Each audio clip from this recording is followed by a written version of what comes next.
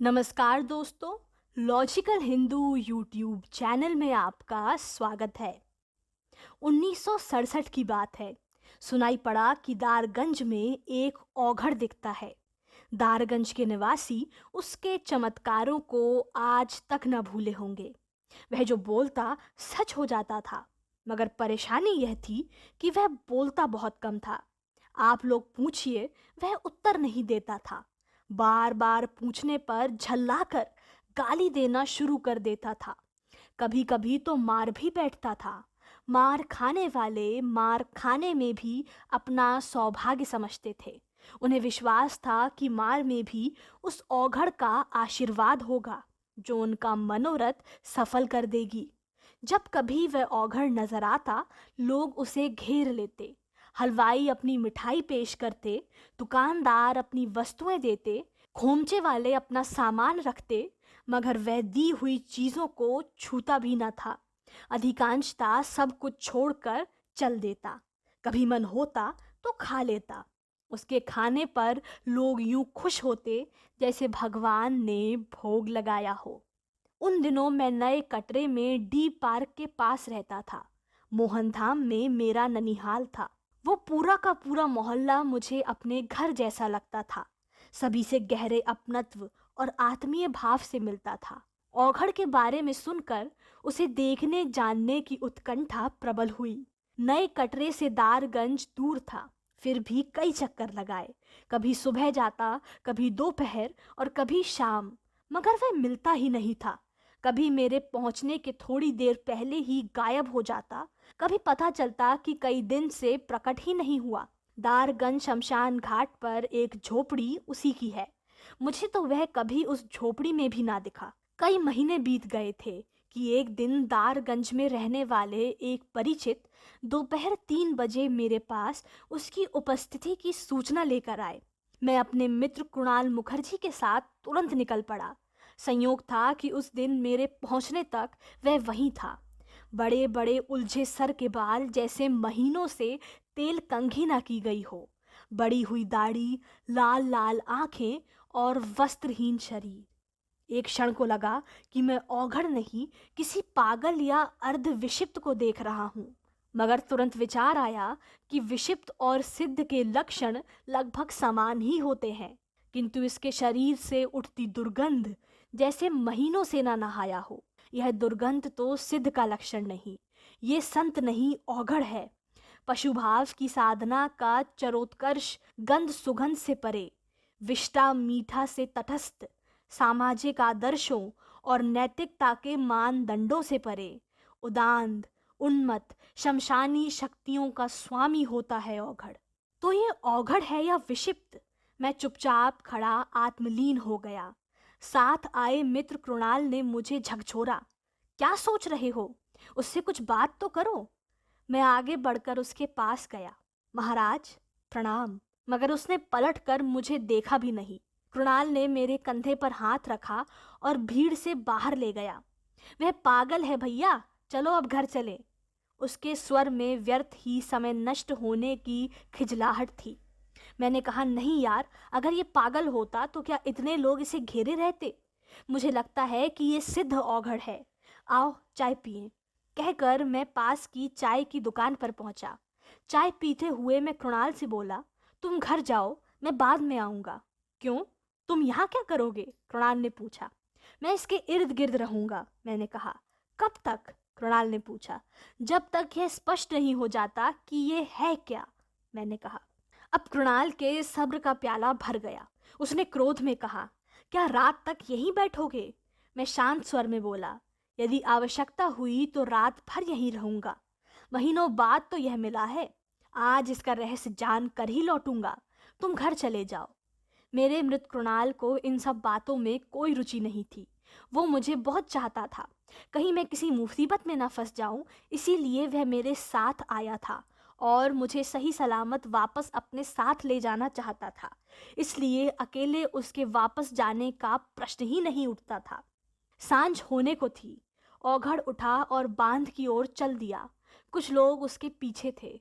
मैं भी उठा और उस पर दृष्टि रखते हुए थोड़ी दूर पर उसके पीछे पीछे चल दिया। मेरे साथ मेरा मित्र कृणाल भी गुस्से में मुंह फुलाए फुलाए चल रहा था। अन्यमनस्क सा वह औगड़ आहिस्ता आहिस्ता बांध की ओर जा रहा था। उसका पीछा करती भीड़ घटती जा रही थी। आज उसने किसी के प्रश्न का उत्तर नहीं दिया था। निराश होकर वापस लौटने वाले लोग बड़बड़ा रहे थे, दिन भर बर्बाद हुआ और कुछ नहीं मिला। कृणाल भी बड़बड़ाया, वो तो पागल है ही और तुम भी कुछ कम पागल नहीं हो। मैं चुपचाप आगे बढ़ता रहा। बांध पर पहुंचकर एक पान वाले की दुकान पर वह रुका। उसने खैनी ली और चूने के साथ हथेली पर मलने लगा। मलते मलते उसने गहरी दृष्टि से अपने पीछे आने वालों को देखा। थोड़ी दूर पर ठिठका खड़ा मैं भी उसे देख रहा था। उसकी जलती निगाहों से निगाह मिलते ही मैंने नजर हटा ली, जैसे मेरा उससे कोई सरोकार ही ना हो। खैनी मल कर उसने दांतों तले दबाई और गंगा की ओर चल दिया। लोग अब उससे निराश हो चुके थे, फिर भी 3-4 लोग उसके पीछे चल रहे थे। रह कह वह रह कह वह उससे प्रश्न करते रहते। वह उनके प्रश्नों का कोई उत्तर दिए बिना चलता रहा। सांझ ढल चुकी थी, छुटपुटा हो रहा था। अचानक औघड़ दौड़ पड़ा। मैं भी तेजी से उसके पीछे दौड़ा। मेरे पीछे कृणाल था। गंगा की ओर तेजी से दौड़ते औघड़ का पीछा करने का सामर्थ्य अब किसी में ना थी। लगभग 1.25 किलोमीटर व्यक्ति का दौड़ पाना संभव ना था। मैं और कृणाल अच्छे धावक थे, अतः हमें कोई समस्या ना थी। गंगा के पास पहुंचकर वह ठहरा और पीछे मुंह कर हमें देखने लगा। अब हम उसके पास पहुंच गए। वह हमें घूर रहा था। भाग जाओ, उसने डांट कर कहा। मैंने मुस्कुराते हुए उसकी आंखों में आंखें डालकर कहा, भाग जाने के लिए नहीं आया हूं बाबा, मुझे ज्ञान दो। वह चुपचाप हमें घूरता रहा। मैंने पुनः निवेदन किया, मुझे भौतिक जगत की कोई चीज नहीं चाहिए, मैं तो ज्ञान पिपासु हूं, आपसे कुछ जानना चाहता हूं। भाग जाओ, पुनः डांट कर उसने पास पड़ा पत्थर मुझे मारने को उठा लिया। मैं भयभीत हुए बिना उसकी आंखों में आंखें डाले मुस्कुराता रहा। वह विचलित हो गया और पत्थर फेंक कर पलट कर दूर शमशान में जलती चिताओं की ओर चल दिया। इसने नाटक करके सबको भगा दिया है और अब हमसे भी पिंड छुड़ाना चाहता है कृणाल। आज इसका पीछा नहीं छोड़ेंगे। कृणाल का गुस्सा दूर हो चुका था। उसे महसूस हो गया था कि वह पागल नहीं है। बोला, इसने तुम्हें पत्थर क्यों नहीं मारा? लोगों को तो यह पत्थर मारकर भगा देता था, तुम्हें क्यों नहीं मारा? मैं क्या जवाब देता? आकर्षण के एक प्रयोग ने उस निर्गम निस्पृह औघड़ के मन में भी मेरे लिए स्नेह का पौधा रोप दिया था। अब औघड़ मेरा अनिष्ट नहीं करेगा। औघड़ निर्दयता से किसी की भी जान ले सकता है, मार सकता है और अपनी नृशंसता पर अट्टहास लगा सकता है। सिद्धि पाने की यात्रा में मानवीय संवेदनाएं समाप्त हो जाती हैं। माया, ममता, करुणा, स्नेह सब कुछ चुक जाता है। इन भावों के होते शमशानी शक्ति कृपालु भी तो नहीं होती। अब तक 2 निष्कर्ष निकल चुके थे। वह सिद्ध है, मेरा अनिष्ट नहीं करेगा। रह कहकर वह पलटता और क्रोध व्यक्त करते हुए चिल्लाता, भाग जाओ वरना भस्म कर दूंगा। मैं हाथ जोड़कर विनती भाव से मुस्कुराते हुए कहता, बाबा कृपा करो। यह क्रम कई बार चला। वो अपनी झोपड़ी में गया, वहां से जमीन खोद कर कुछ निकाला और गंगा की ओर चल दिया। अब हम लगभग उसके साथ ही थे। हमारी उपस्थिति पर आक्रोश समाप्त हो गया था। कोप तटस्था में बदल चुका था। चिताओं के बीच में वह गंगा की ओर बढ़ रहा था। एक बुझी हुई चिता के पास वह रुका। आगे बढ़कर बुझी हुई चिता की राख उसने हाथ में उठाई, कुछ मंत्र पढ़कर फूंका और फिर राख वहीं फेंक दी। उसका आचरण कृणाल के लिए विस्मयकारी था। बुझी हुई चिता की राख उसने उठाई, फिर वहीं फेंक दी। क्यों? कृणाल ने फुसफुसाते हुए पूछा। उसने अभिमंत्रित किया था, मैंने कहा। औघड़ अब गंगा में प्रवेश कर रहा था। रात अंधेरी थी, ज्यादा दूर तक दिखाई नहीं दे रहा था।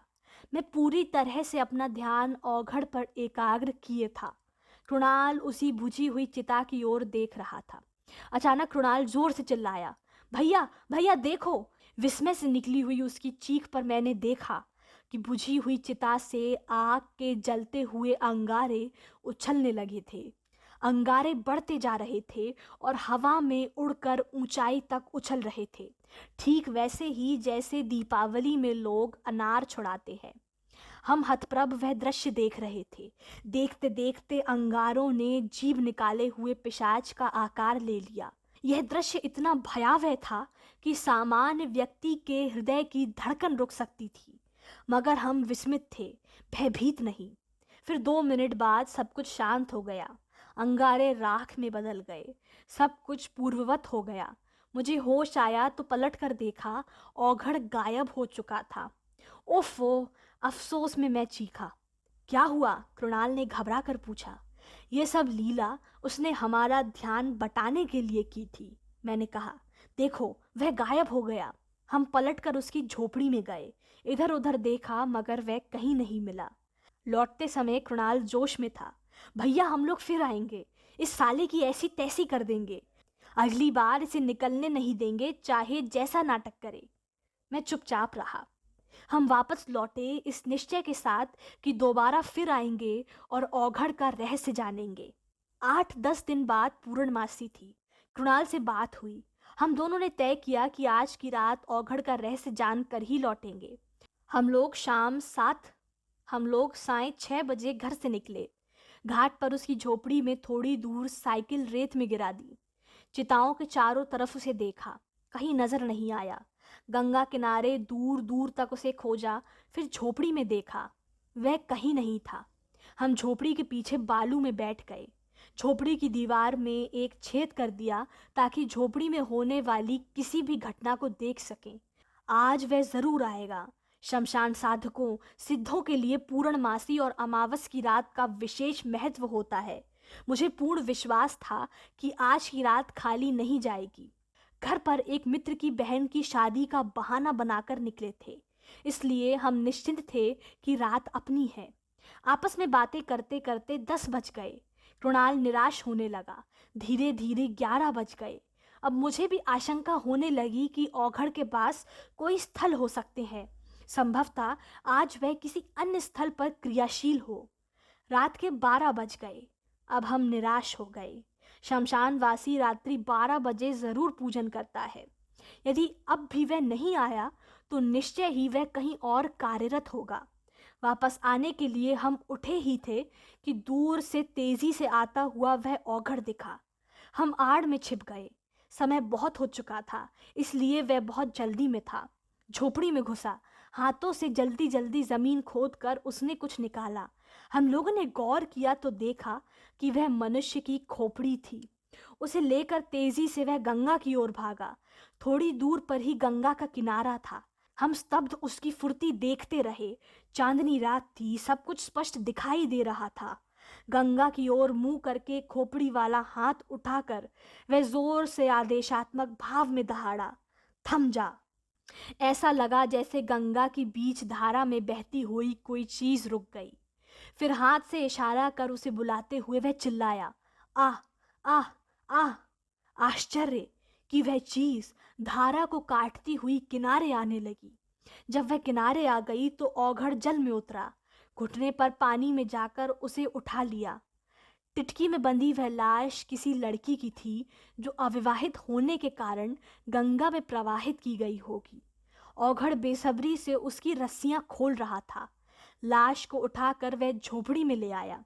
वस्त्रहीन लाश को उसने झोपड़ी में लिटा दिया। सर से पेट तक उसका स्पर्श करते हुए मंत्र पढ़ पढ़कर उसे फूंकता रहा। फिर देखते देखते वह उस पर बैठ गया। हा काल भैरव, हा काल भैरव तेरा प्रसाद। जोरों से अट्ठास कर वह लड़की के दोनों वक्षों को अपने दोनों हाथों से नोच नोच कर खाने लगा। बीच बीच में उसकी छाती से मुंह सटाकर उसकी देह में बचे हुए रक्त को पी रहा था। औघड़ पूरी तरह मदमत्त था। औघड़ पूरी तरह मदमत्त था। खुशी का आवेग संभाले नहीं संभलता था और वह रह रहकर हा काल भैरव चिल्लाकर आह्लादित होकर उसके मांस को नोच नोच कर खा रहा था। हम अवाक यह घटना देख रहे थे। सोचने समझने की शक्ति समाप्त हो चुकी थी। आंखें देख रही थी मगर दिमाग समझ नहीं पा रहा था। अचानक पीछे मुड़कर हम लोगों की तरफ देखते हुए वह चिल्लाया, आ लल्ला, तू भी प्रसाद पा। इसका मतलब उसे हमारी उपस्थिति की पूर्ण जानकारी थी। हम तो समझ रहे थे कि वह हमारी उपस्थिति से अवगत नहीं है, मगर वह पूर्णतया भिज्ञ था। भयंकर अट्टहास कर वह बोला, हा हा हा हा, आ लल्ला, देख मसान का प्रसाद, आ जा, आ जा। अब हमें उठना ही था। आहिस्ता आहिस्ता झिझकते हुए मैं झोपड़ी के दरवाजे की ओर बढ़ा। पीछे कृणाल था। वह दरवाजे पर ठिठक कर खड़ा हो गया। मस्त मदमत औघड़ चिल्लाया, काल भैरव तुझ पर प्रसन्न है लल्ला, ले प्रसाद खा। कहकर उसने लाश से मांस नोच कर मेरी ओर बढ़ाया। जुगुप्सा से मेरा मन घिना रहा था, मगर आवेग में भरे मनमत औघड़ की आज्ञा न मानने का परिणाम मैं जानता था। मैंने बात बदलने की चेष्टा की। मैं तो ज्ञान लेने आया था बाबा। अट्ठास कर उठा बाबा। शमशान में शव पर बैठकर मांस खाने वाले औघड़ का अट्ठास। मैंने कृणाल की ओर देखा। भयवश उसका मुख सफेद हो गया था। अट्ठास थमने पर मुदित भाव से औघड़ बोला, ज्ञान तो तुझे साक्षात शिव देंगे। ले काल भैरव का प्रसाद, कल्याण होगा। मैंने झिझकते हुए हाथ बढ़ाया। आश्चर्य, मेरे हाथ में गरम गरम हलवा था। हम लोग पलटे और वापस चल दिए। मैं आशा करती हूँ आपको ये कहानी पसंद आई होगी। हमारे चैनल लॉजिकल हिंदू को सब्सक्राइब करना ना भूलिए। धन्यवाद।